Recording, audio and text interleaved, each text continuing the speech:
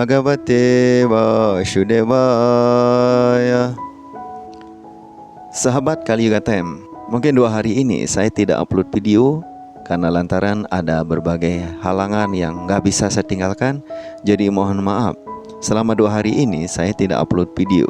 Baik, hari ini kita lanjutkan pembacaan Srimad Bhagavatam Skanda 1 Bab 3. Krishna adalah sumber segala inkarnasi. Sloka 31. Bagi Anda yang ingin mengikuti pembacaan Srimad Bhagavatam ini, slokanya dicantumkan di deskripsi. Ya tanabasi mega ugo renurva partivo nile evam drastari drishyatvam aropitam abudibihi. Artinya, awan dan debu di bawah udara. Orang-orang kurang cerdas mengatakan langit mendung dan udara berdebu. Begitulah mereka menerapkan pengertian material secara fisik pada sang diri yang bersifat spiritual. Penjelasan dari Yang Maha Berkarunia A.C. Bhaktivedanta Swami Prabhupada. Dibenarkan lebih lanjut di sini bahwa kita tidak dapat melihat Tuhan yang bersifat serba spirit dengan mata dan indera kita yang bersifat material. Bahkan bunga api spirit pada tiap makhluk hidup pun tidak dapat kita lihat. Yang nampak oleh kita hanyalah bagian luar berupa badan fisik atau pikiran halus para makhluk hidup. Namun kita tidak dapat melihat bunga api spirit yang ada dalam fisiknya. Jadi kita harus menerima kehadiran makhluk hidup itu dengan adanya badan fisiknya. Sebenarnya orang yang ingin melihat Tuhan dengan indera materialnya dianjurkan agar bermeditasi pada ciri fisik yang sangat besar, yaitu apa yang disebut wirat rupa. Misalnya, jika orang besar keluar dengan menaiki kendaraannya yang mudah dilihat, lalu kita menyamakan si penumpang dengan kendaraan yang ditumpanginya itu. Apabila seorang presiden keluar dengan kendaraan pribadinya, kita berkata, "Ada Bapak Presiden." Sejenak kita menyamakan mobil itu dengan sang presiden. Begitu pula orang kurang cerdas yang ingin melihat Tuhan tanpa kualifikasi pelengkap, pertama-tama diperlihatkan alam semesta yang sangat besar sebagai bentuk Tuhan, meskipun Tuhan juga berada di dalam dan di luarnya. Awan di langit dan birunya langit lebih mudah dipahami terkait dengan hal ini. Meskipun warna biru langit dan langit itu sendiri berbeda, kita merasakan seakan warna langit itu adalah biru. Padahal itu hanyalah sebuah penggambaran umum bagi orang-orang awam. Selanjutnya, sloka 32.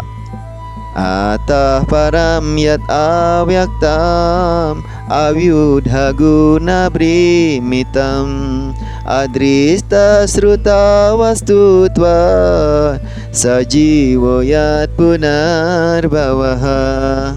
Artinya, ada penggambaran lain di luar gambaran kasar tersebut, yaitu gambaran halus dari wujud yang tanpa bentuk formal dan tidak terlihat, tidak terdengar dan tidak terwujud.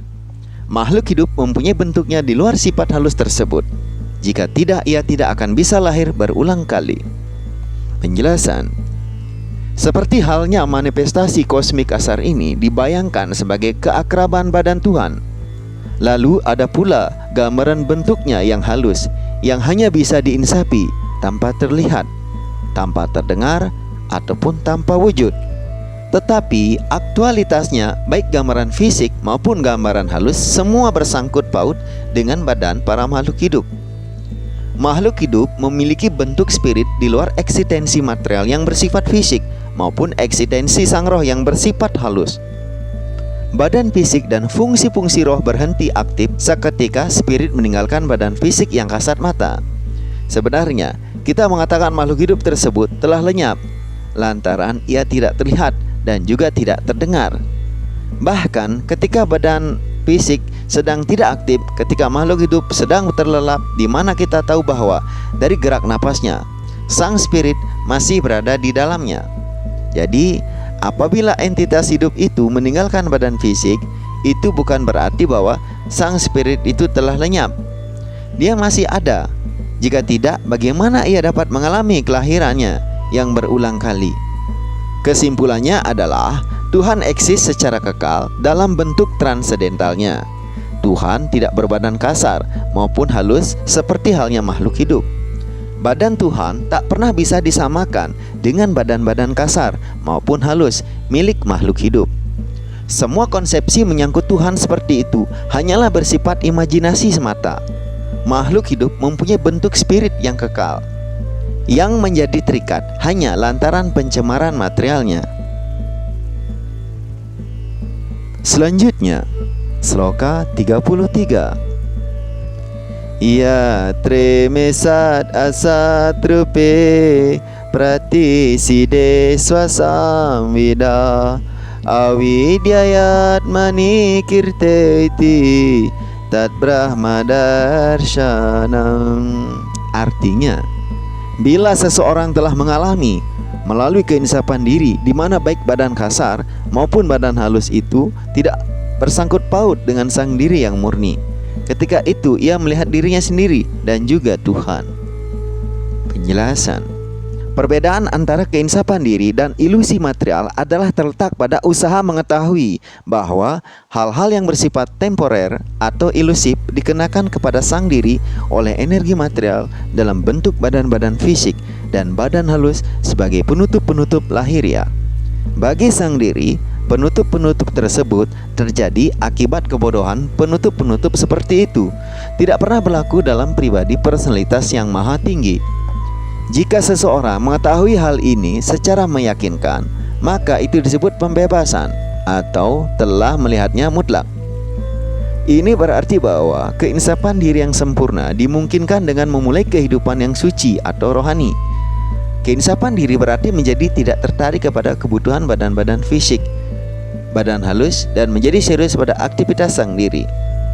Daya pendorong bagi kegiatan-kegiatan tersebut dipancarkan dari sang diri, tetapi kegiatan-kegiatan itu menjadi ilusif akibat gelapnya pengetahuan mengenai kedudukan sang diri yang asli.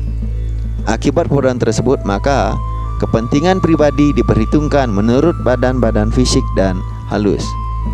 Akan tetapi, apabila seseorang bertemu sang diri melalui pengembangan yang benar, maka kegiatan sang diri dimulai. Karena itu, orang yang sibuk dalam kegiatan sang diri disebut jiwa mukta, atau orang yang sudah bebas, bahkan dalam keadaan terikat sekalipun. Tahap sempurna keinsapan diri ini tidak dapat dicapai melalui cara pemaknaan yang palsu, melainkan melalui perlindungan di bawah kaki Padma Tuhan yang selalu bersifat transendental. Dalam Bhagavad Gita, Tuhan menyatakan bahwa Dia bersemayam di dalam hati semua orang, dan semua pengetahuan, ingatan maupun pelupaan terjadi hanya dari Dia.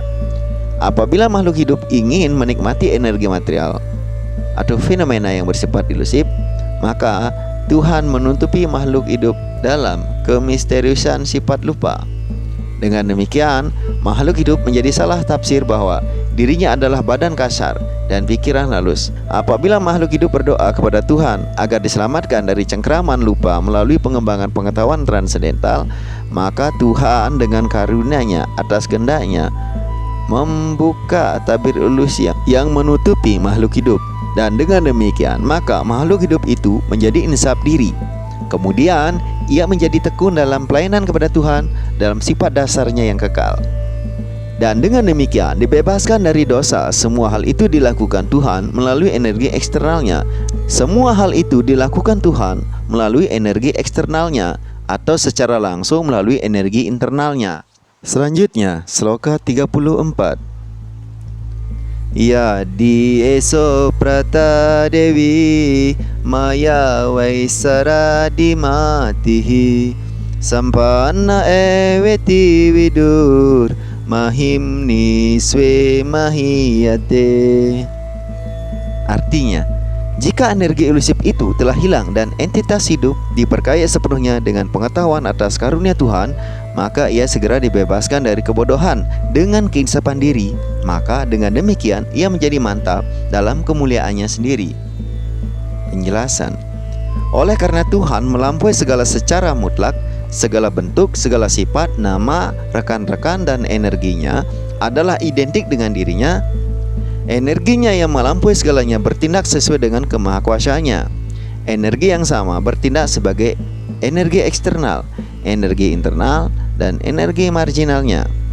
Dengan kemahakuasaannya, dia dapat melakukan segala sesuatu melalui perantara salah satu dari energi-energi tersebut di atas. Dia dapat mengubah energi eksternal menjadi energi internal atas kehendaknya. Energi eksternal digunakan untuk menyebabkan ilusi bagi segala macam makhluk hidup yang menginginkannya.